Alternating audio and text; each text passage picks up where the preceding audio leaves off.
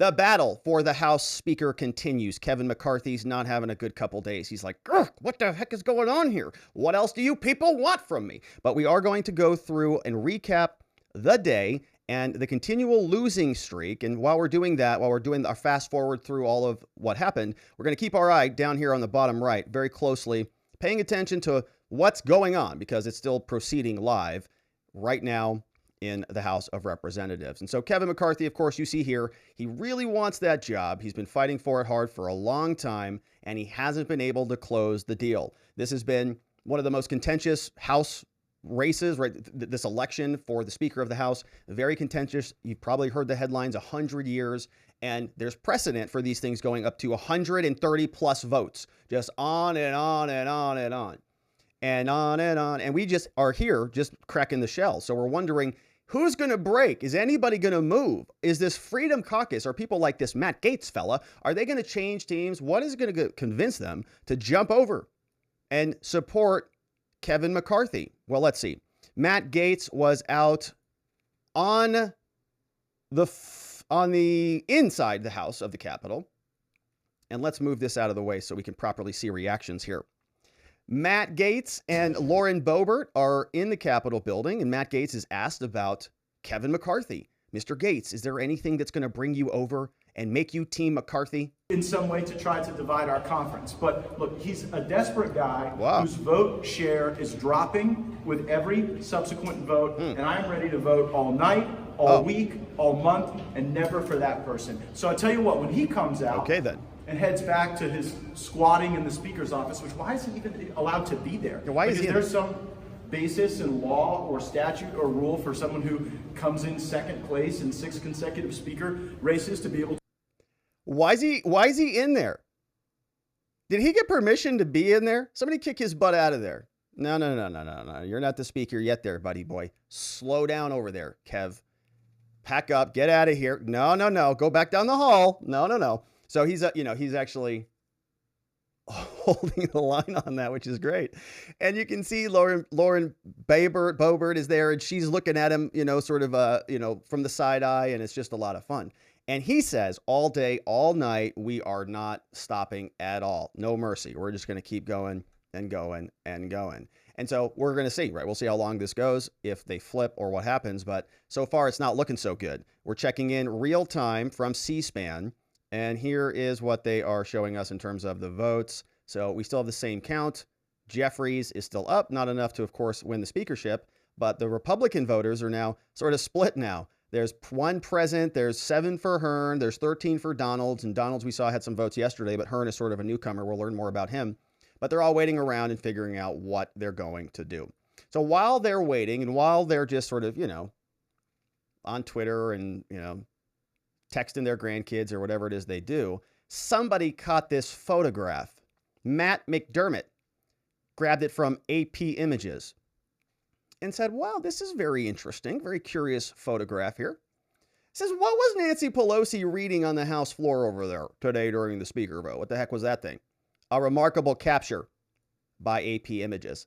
And take a look here. You can sort of zoom in on this. Let's pull this open in another tab so we can really get in here and see what's going on. Okay, so yeah, that's the photo. And we zoom over here and we see, oh gosh, that fella over here kind of looks like a Kevin McCarthy, doesn't he? Yeah, he really does. That's weird. What's Nancy Pelosi reading? This, we can see, the make says no limits. Uh-oh. An article written by somebody. And you can actually see a text message here. Now, I don't know if this, AP sort of wound down this resolution on this capture or if this is just zoomed up or whatever. But yeah, you get a nice telephoto lens and you can see what she's talking about. Probably, actually, I don't even want to comment on that. Nobody wants to really know what's in there. All right. So this says no limits is what the title of the article is. And that's what Pelosi is reading, just leisurely reading, not a big deal. But this is the article. You can see it here. It says no limits. What Kevin McCarthy will do to gain power. It's an article over from Jonathan Blitzer. The Republicans' ambition has always been his defining characteristic, and attempting to placate both Trumpists and moderates may lead to his downfall. So that was published a couple weeks ago. And so evidently that's what she's reading, no limits. That's the online version. That's the print version. Pretty hysterical. You can see this is the actual article that they linked to. What Kevin McCarthy will do. And, you know, go read the article if you want to read more about Kevin McCarthy. I certainly do not. But this is what Nancy is reading. So all of them are just reading about each other in this little, you know, congressional show that they have. Now, other people are chiming in. They're saying, what the heck is taking so long? You know, all of this is just dragging on and on. What an embarrassment. Everybody's very upset about this. And Elon now has jumped into the fold. And he said the following. He posted this on Twitter. And let's check in, actually, while we're here, because they're making some sort of an announcement.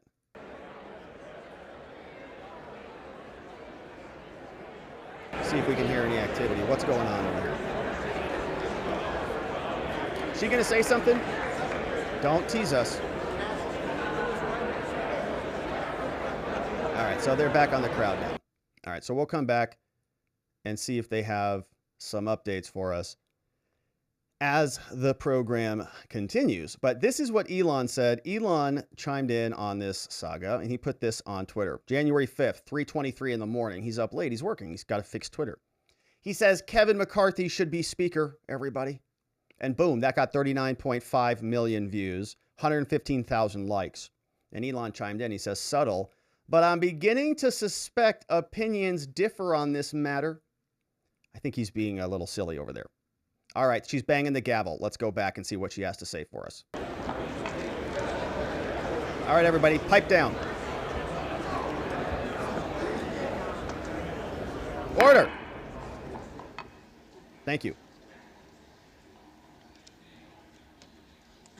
The tellers agree in their tallies that the total number of votes cast is 432. Okay. Of which the Honorable Hakeem Jeffries of the state of New York has received 212. Yeah. Right on.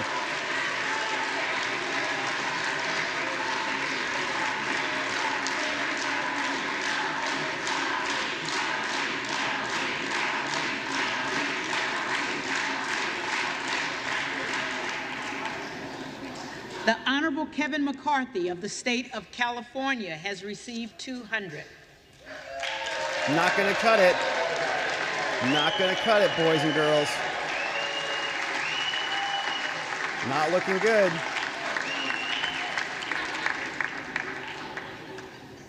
The Honorable Byron Donalds of the state of Florida has received 13. The Honorable Kevin Hern of the state of Oklahoma has received 7, with 1 answering present. No member-elect having received a majority of the votes cast, a speaker has not been elected. Are we going to get a voice vote to adjourn? For what purpose does the gentleman from Arkansas rise? What do you got? Madam Clerk, I rise tonight in the spirit of 1923 to address the House. Okay. Madam Clerk, to nominate nominate Kevin McCarthy for Speaker of the House. The gentleman is recognized. First, let me express my deep appreciation, the appreciation of everybody in this room for the work you're doing. So they're going again. All right, we're not going to... okay, yeah, cheers. Cheers to her. She's doing a great job. Got to deal with everybody. Cheers. I mean it. Cheers. Cheers to you. She's got to bang that gavel for all these hooligans over there. Banging.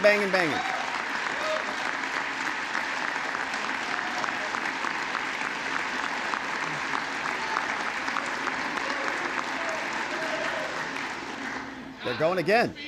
Our clerk has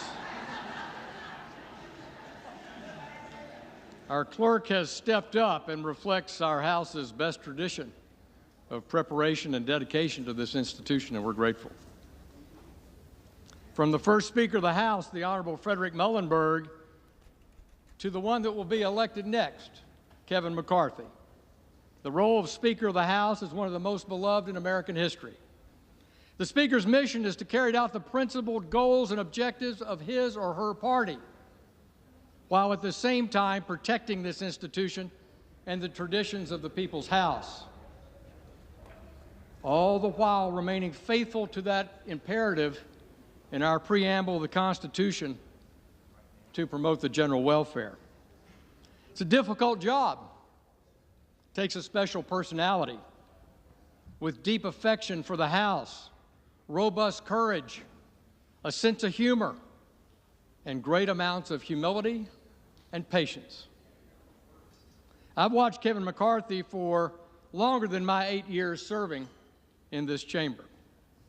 And I can say without hesitation that Kevin has brought these foundational traits of leadership to bear for good of this institution and for the good of the American people.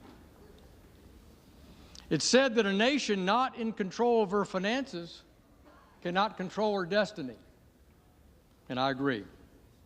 And from our many conversations over many years, I have no doubt that our next speaker, Kevin McCarthy, agrees. In the Republican Commitment to America, Leader McCarthy charged our Republican conference with taking on his two biggest concerns facing this world and this nation. What are they? China and our domestic national debt and deficit. What about the rotten Over Department the of past Justice 2 years, and the FBI? we have lost our way on spending, printing too much money at our central bank and spending here in Congress like drunken sailors. This bad policy palooza has gone into overdrive in the past 2 years with some $5 trillion of new spending demanded by President Biden and now delivered by the House minority, whose own budget chair famously said there's effectively no limit to what America can print, borrow, and spend. Of course, this is madness, and it's not anchored in any economic tenet. No, and there's not a single one of us here that isn't demanding a return to fiscal discipline. And who can deliver fiscal discipline? Kevin McCarthy. On the point of spending, let me show you a list of everyone who's written me in the 2nd Congressional District who's asked me to cut spending. I'm holding up a blank piece of paper. No one has asked me to cut spending in writing. What? And there are not many people who get a lot of mail in this House to cut spending and to set spending priorities. In contrast, we get hundreds of letters asking us to increase spending. But we're at a critical point in this nation's fiscal health, and there's one person to help see us through it, Kevin McCarthy. How do I know? Because he said it himself, and he's identified how to do it. In 2018, then Majority Leader Kevin McCarthy brought a balanced budget amendment to the floor of this House.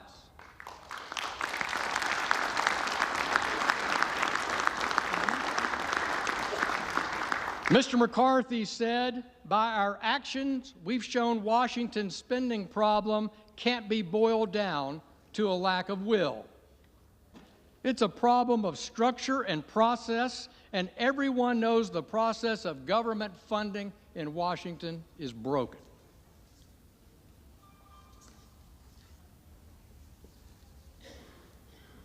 He went on to say, when you change structure, you change behavior. And that no matter what, we know that the structure set up by the Congressional Budget Act of 1974 has only worked to its successful completion 4 times in 44 years. We have nothing to lose by making big changes. That's your next speaker on the floor of this House in 2018. Kevin McCarthy is committed to making big changes. We've heard it in our conference meetings. We've heard it in our rules debates. We know this comes to reforming the budget process, fighting to bring all 12 appropriations bills to the floor under regular order and on time, and crafting changes to structurally rein in spending in this House. These changes will bring sanity back to our fiscal process. I'm committed to bringing sanity back to the fiscal process, and I hope every member on this floor will be and follow Mr. McCarthy's lead. We'll see. Much has been said by our friends on the other side of the aisle, my good friends, the so-called popcorn caucus this week, if you will, over the past few days about 1923, and that we're having a popcorn robust caucus? discussion I like that. That's here good. Among House Republicans I like it. as to who will be the next Speaker of the House. Back in 1923, the insurgency among Republicans then was from the center left of the Republican Party. Today, it's from the center right. But there's more to the story in that fight 100 years ago. And I want to remind you of that history. When Fred Gillette was elected Speaker on the 9th ballot in 1923, the outcome was a more robust, more unified Republican conference, one that would go to work with President Calvin Coolidge, cut government spending, balance the budget, cut taxes while paying down the debt. House Republicans 100 years ago unleashed a pro-growth agenda. House Republicans under Speaker Kevin McCarthy will unleash a pro-growth agenda to get this economy moving.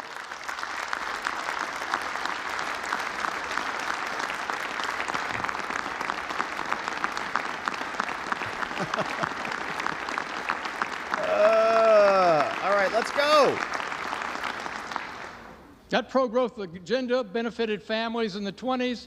The McCarthy pro-growth agenda will benefit families across this country today. A century later, under the next speaker, Kevin McCarthy, mark my words, this party will come together to unleash American energy, make the Trump tax cuts permanent, rein in runaway government spending, and fight for a balanced budget.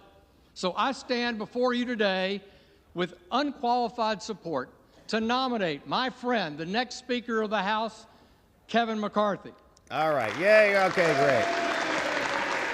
Hey, at least they're getting their up and downs in, right? They're stand up, sitting down, stand up, sitting down. It's a lot of exercise, which is good. It's good for these guys. They don't get much of it. So, all right. So we got another nomination.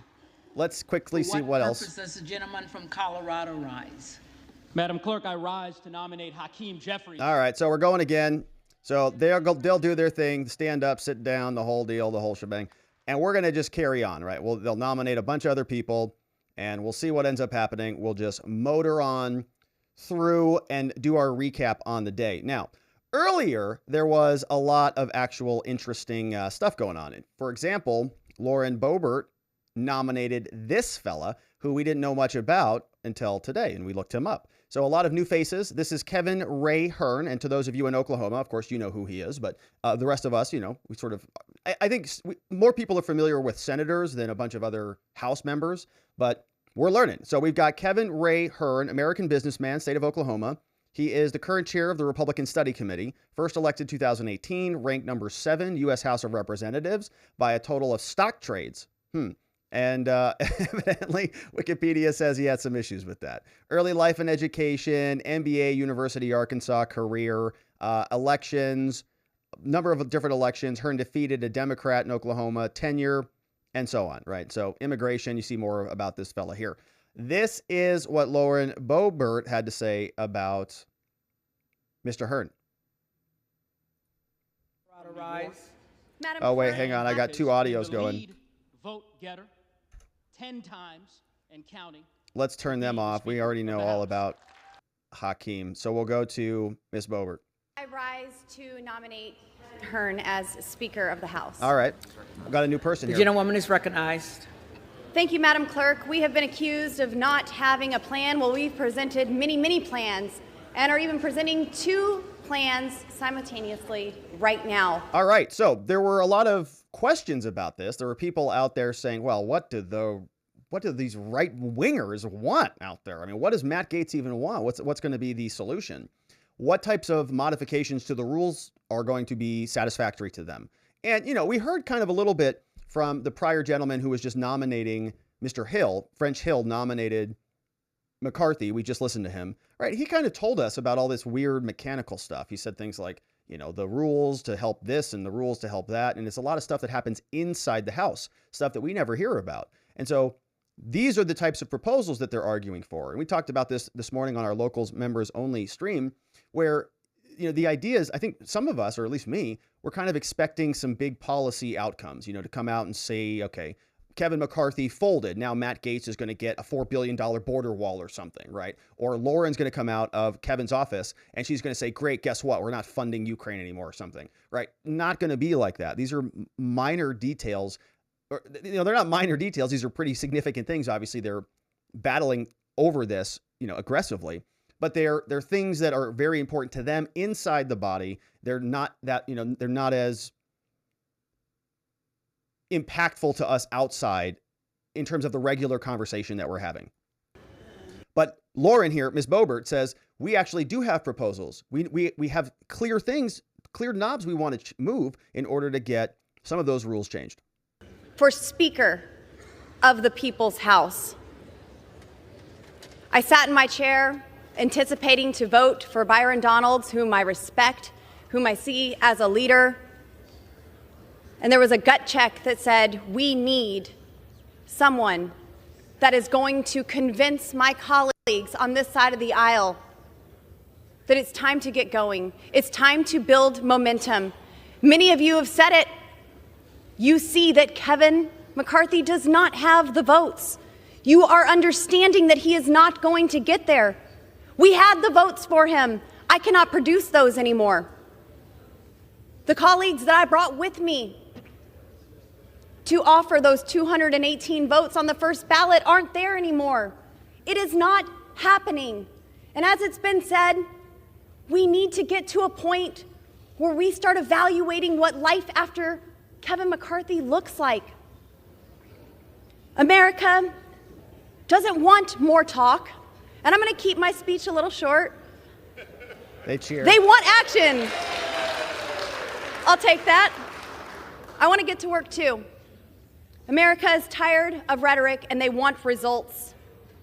This isn't chaos. This is a constitutional republic at work. I'm a mom of 4 boys. I know what chaos and dysfunction looks like. This is actually a really beautiful thing to be here with all of my colleagues debating. Just as the gentleman from Montana said, we have not experienced this in the 2 years that we have served here in Washington, D.C. This is the most debate that has taken place, and I love it. I love the conversations that are going on the floor, in the cloakroom, in the halls. There's nothing extreme, there's nothing unreasonable. We're trying to get this right. As my conservative colleagues and I have stated time and time again, Congress is broken and fundamentally needs change. I'm here to get this right. We need a leader that is not of the broken system, someone who is not beholden to the lobbyists, but to the people who sent us here, someone who can unite our party, and most importantly, someone who can deliver on the promises that we have all made to the American people. I believe that there are many people on the floor today that can do just that. I've voted for my friend Jim Jordan. I've voted for my friend Byron Donalds. I'm voting for Kevin Hern, the gentleman from Oklahoma. Mr. Hern went from rags to riches, and like myself and many other members, is a small business owner. Right on. He's lived the American dream. Love those small business He's a father, a family man, and as Kevin likes to say, he's a conservative, but he's not mad about it. We can have a happy warrior leading us. I understand that threats have been made about committee assignments, that you won't receive committee assignments that's what if Matt you do Gaetz not vote said, for too. Kevin McCarthy. That's what Matt Gaetz said. That is true. It happened in conference, and that is exactly what we were told. Wow. But we don't govern in fear. We govern for the people on principle. Don't be afraid to do the right thing. I believe that Kevin Hern is a unifier. He just received the chairman of the Republican Study Committee by unanimous consent. This is the largest caucus in our conference. Look how many people have already put their trust in Kevin Hern to lead them. I get asked by my constituents, where does this go? Who can unify the party? Who can deliver results?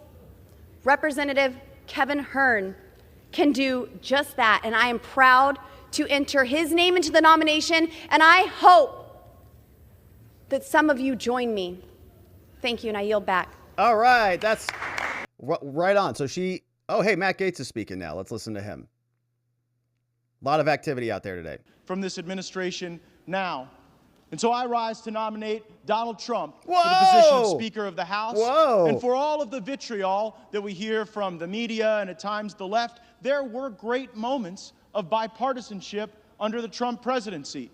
And the Democrat nominee for Speaker knows that well because he led valiantly on the efforts for criminal justice reform, and I was honored to join him. And I know no matter who's sitting in that Speaker chair, we got a lot of work to do on that very issue. We took a first step, but there's a second step and a third step to take, and I'm glad that we were able to work with President Trump, with Republicans, and with Democrats to provide real outcomes for Americans to create greater prosperity and more opportunity. I also care deeply about President Trump's focus on our nation's veterans. It seemed for far too long on the campaign trail, veterans were disregarded, forgotten about. When we would get elected to office, their issues would not always rise and get center stage, but we were able to pass veterans accountability measures. We were able to actually get people fired at the VA who weren't doing their job. What a great thing that would be to extend and continue to nourish. President Trump oriented our views on trade so that we actually put the American people first, not foreign interests abroad or special interests here at home. President Trump knew that we had to confront China, that China had already engaged in a trade war against us, but it was a war that we were surrendering, and so we started to fight back. He stood with our farmers, and on foreign policy, we stopped trying to find a new Jeffersonian democracy to build out of sand and blood and Arab militias in the Middle East. Matter of fact, President Trump, I believe, is the first president in my lifetime that didn't start any new wars. This is an issue that I know unites some elements of the right and left for the benefit of our communities. Will the House be in order?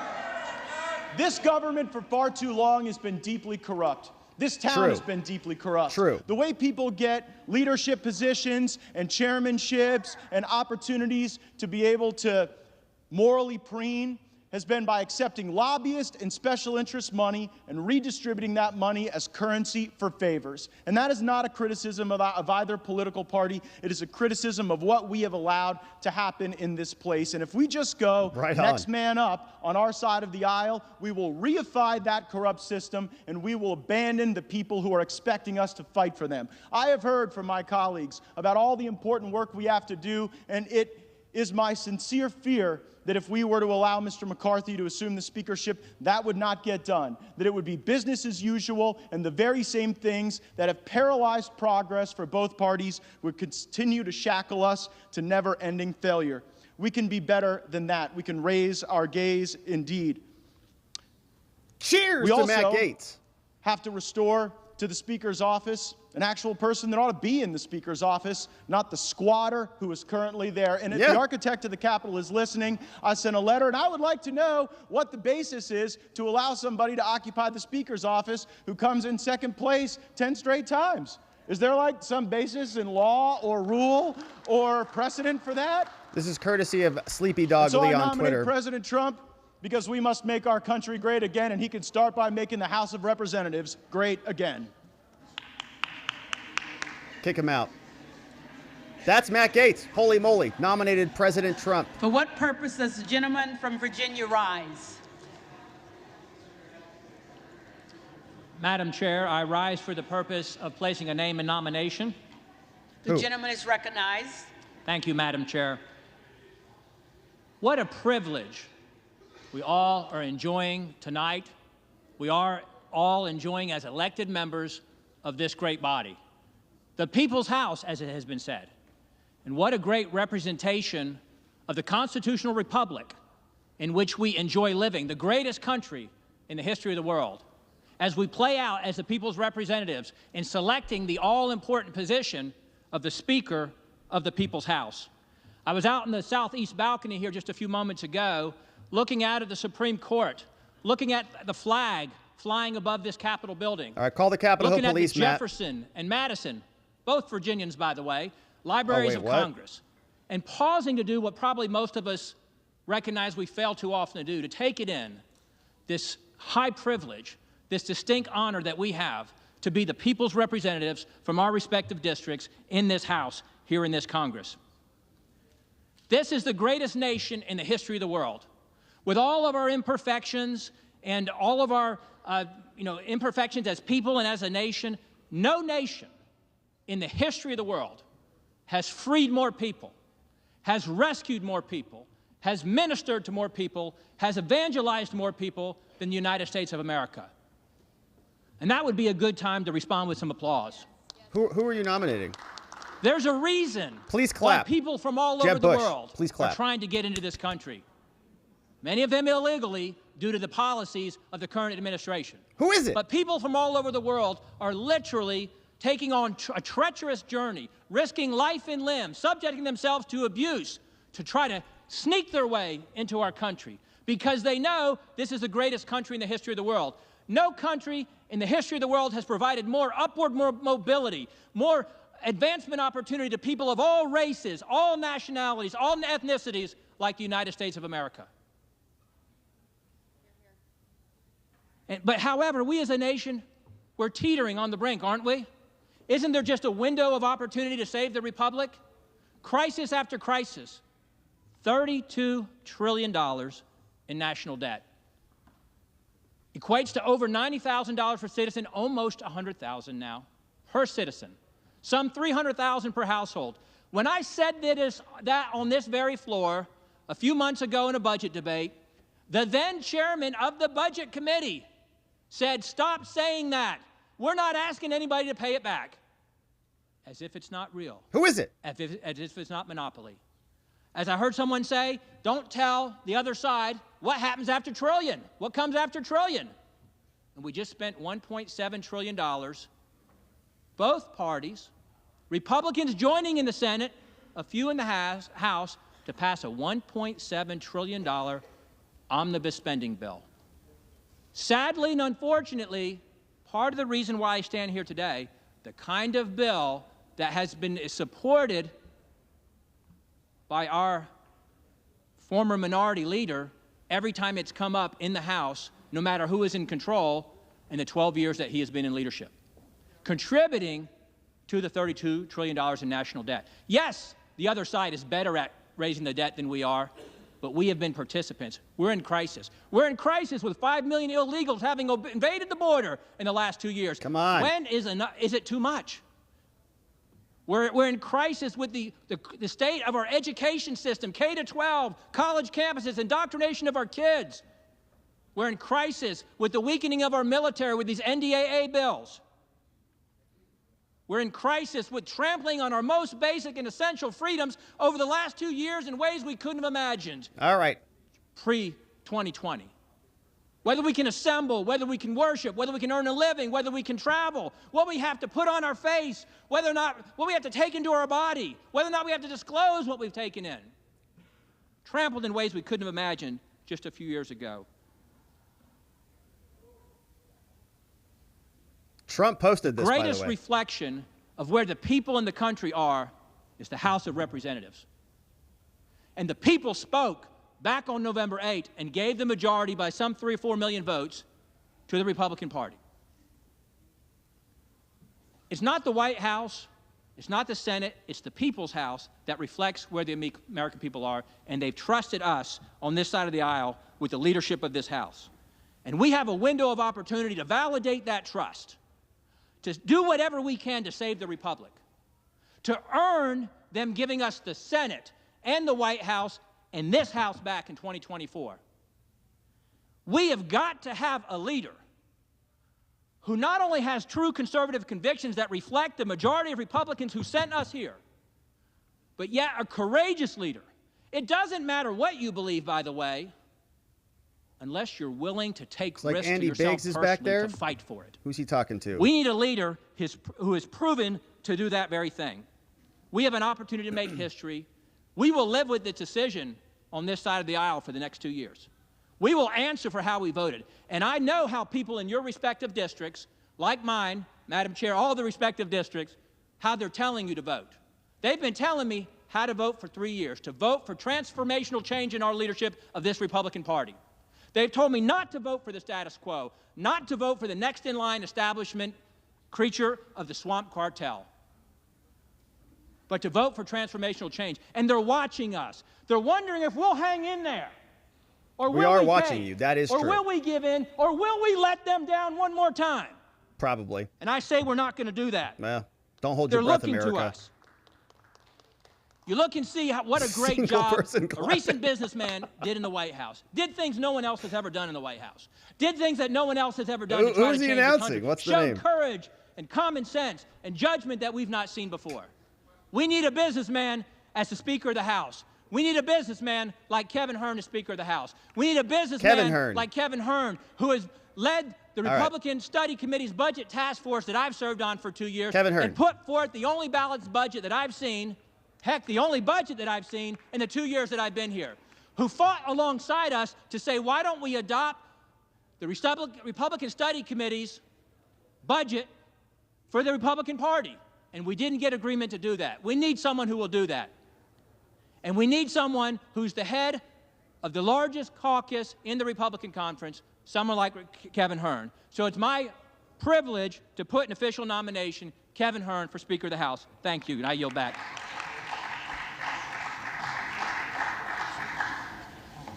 All right, so they're speaking up over there. The reading clerk will call the roll.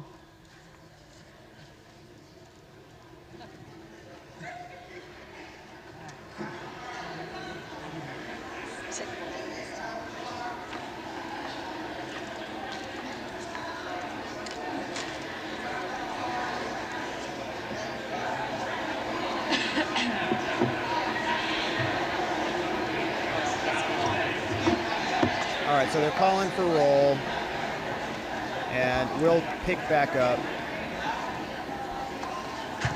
right. I'm ready when you are.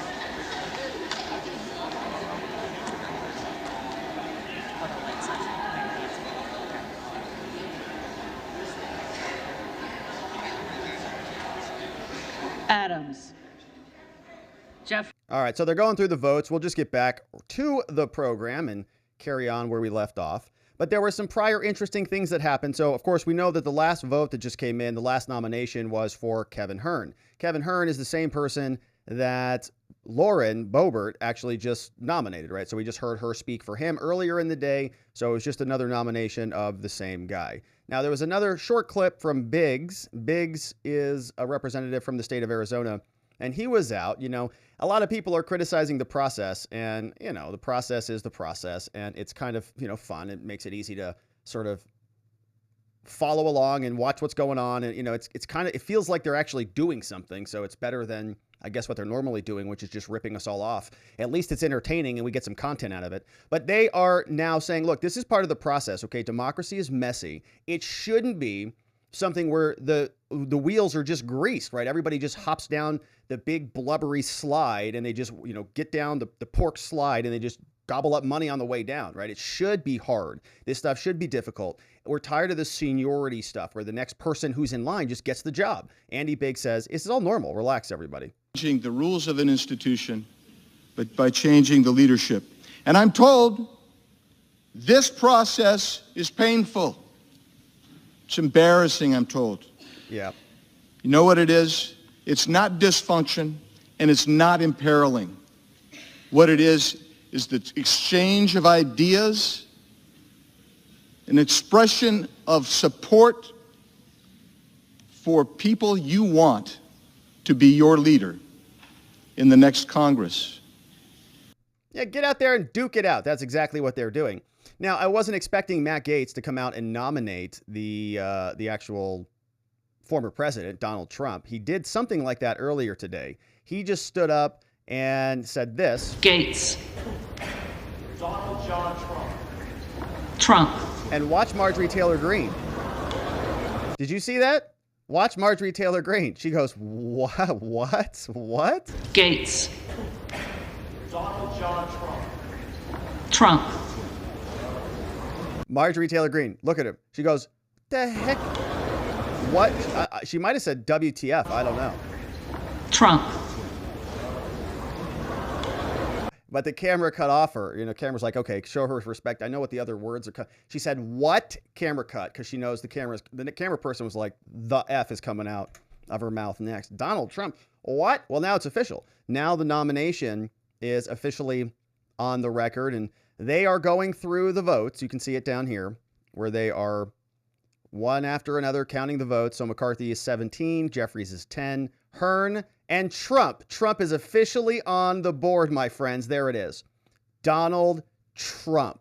No votes for him yet, but we'll see what happens there. Hern's got 2. Jeffries is there at 11, and McCarthy is up at 17. And so there was a lot more that took place today. We had a very interesting conversation at the White House because Joe Biden is still trying to figure out what's going on. But when he was leaving the White House, you see that he finished up a press conference where he talked about who knows what.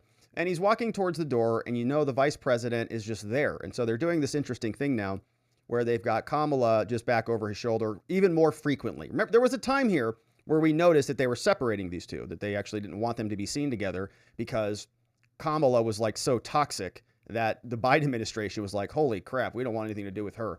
So they kind of put her, in the closet somewhere, and they just sort of ran their administration. They blamed her for the border. Why don't you handle that? She's like, oh gosh. So now that, they need to sort of start grooming the next person, the heir apparent, they're really bringing her out there. They're shoving her back there in that back corner just so that we get used to seeing her.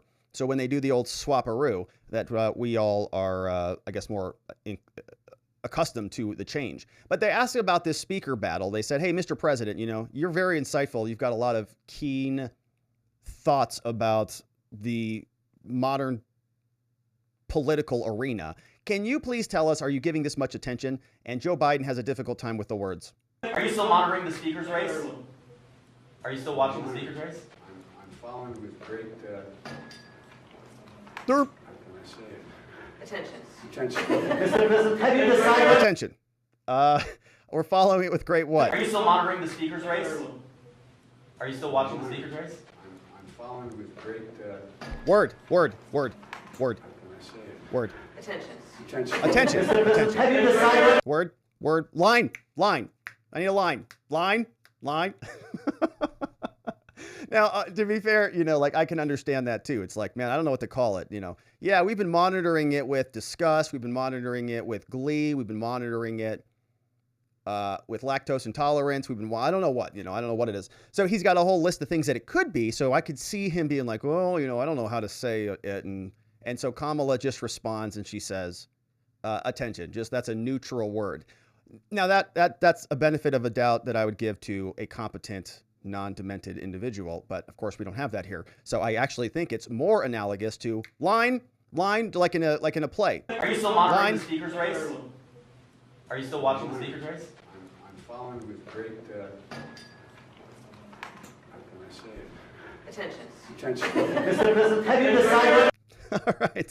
All right. So that's some good stuff out of the White House. At least they're working together. They're finishing each other's sentences. Isn't that so cute? Gosh, they've been together for so long now. President and vice president, they're finishing each other's thoughts and sentences. It's like just a couple little lovebirds. So fun. All right. So we've got Freedom Caucus. Now, this one was raising some eyebrows earlier in the day, and we're watching to see if there's any switcheroos or anything. McCarthy's up in the lead, 30-29. We've got Hern. And, they're all voting away. All right. Is that Katie Hobbs over there? Oh, gosh, kind of looks like her. Huh. Oh, no, she's our new governor here. Going to vomit my guts up. All right, so this is something that caught a lot of people's eyeballs. Troy Niels from Texas. He's a representative, of course. And he's evidently a member of the Freedom Caucus. But he flipped, apparently. And there were a lot of people exclamating all over Twitter about this today. Let's listen to his speech. From what purpose does He's from Texas. The gentleman from Texas rise? Madam Clerk, I rise to nominate Kevin McCarthy as Speaker of the House. The gentleman is recognized.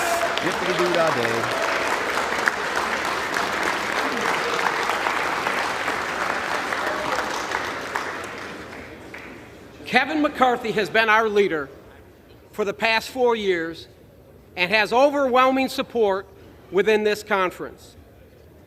My intent today is to address the American people who have been watching these proceedings. Bang that gavel, madam. My intent today is to address the American people who have been watching these proceedings and are concerned about what they've seen in this chamber over the past 2 days. Are you concerned, America? I am a member of the House Freedom Caucus, and I am proud to say so. See? I believe the 20 members that have nominated an alternate candidate have expressed their concerns with leadership. Okay. And many of those concerns have been addressed and accepted by Leader McCarthy and this conference. Uh-oh, so he's saying Matt Gaetz is a big I believe this whiner. battle we are raging must end. Wow. Kevin McCarthy fully understands that being Speaker of the House will not be easy. Kevin is aware that any legislation he would like to pass out of this House will require support and endorsement from the Freedom Caucus. This is where I believe we can hold the Speaker accountable. Kevin has made changes to the House rules at the request of all members. This is about the deal. One of those rules changes was the motion to vacate the chair, which Nancy Pelosi removed 4 years ago to avoid the scrutiny and the accountability. Typical Pelosi. The motion to vacate the chair that has not been offered for a floor vote in over 100 years calls for the removal of the Speaker of the House. Kevin has reinstated the motion to vacate the chair, which I believe was the right thing to do. This motion allows us, the Republican conference, to hold the Speaker accountable. The American people gave us, my friends, us, the Republicans, the majority, and their vote of confidence to change the direction of our country. The American people are begging for leadership because the Biden administration certainly has not placed the American people first. Kevin McCarthy understands. He understands he must protect that Speaker's gavel and abide the will of the American people. Are you serious? The decisions we make in the 118th Congress are critical to the future of our country. Weirdos. The decisions we make, the legislation we pass as a Republican majority must have the support of the American people. We have a crisis on every corner in America, and the American people are expecting Republicans to bring this much-needed change. We must come together today and implement that change. To those of you outside of Washington that are watching, yes, we're all here. Kevin McCarthy, tell us, and this Republican majority understand your pain. We understand your pain. We feel it. We understand we must secure our southern border. We must unleash our energy sector and become energy independent. We must curb inflation by reducing spending. And we must support our law enforcement officers, folks. We got to get crime under control. We must place America and its people first. And all this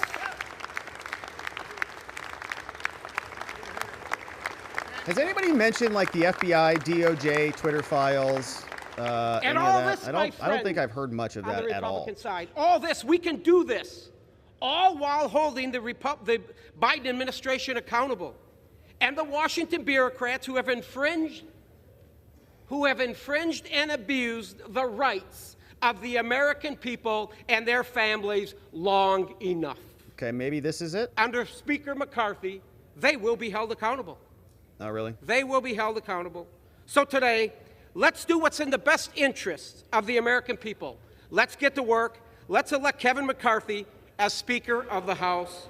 And at the direction of the Republican Conference, I advance the name of Kevin McCarthy as the next Speaker of the House for the 118th Congress. All right. Big clap, clap, clap, clap, clap, clap, clappy. All right. So that's what was going on today. Now, there's a lot of that all day. Round and around we go. A lot of patty cake games. You rub my back, I'll rub your back. You're amazing. No, you're amazing. No, you're amazing. No, you're amazing. Stop. Right. And it's just a lot of fun. So this is what's happening there. They're going to count. It's probably going to be another 30 minutes or so. Matt Gaetz just voted for Donald John Trump. You could see that he mouthed that. Of course, he nominated him. So we'll keep this going. We'll keep this in the bottom right.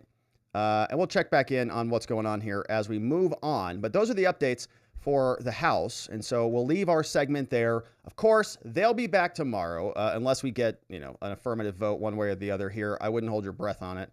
But we'll continue to check in. Of course, we will be back tomorrow. I'm sure to pick it up all again. Thank you for joining us wherever it is you're tuning in from. Thank you for subscribing and liking this video. And we'll look forward to picking this back up with you on the next one.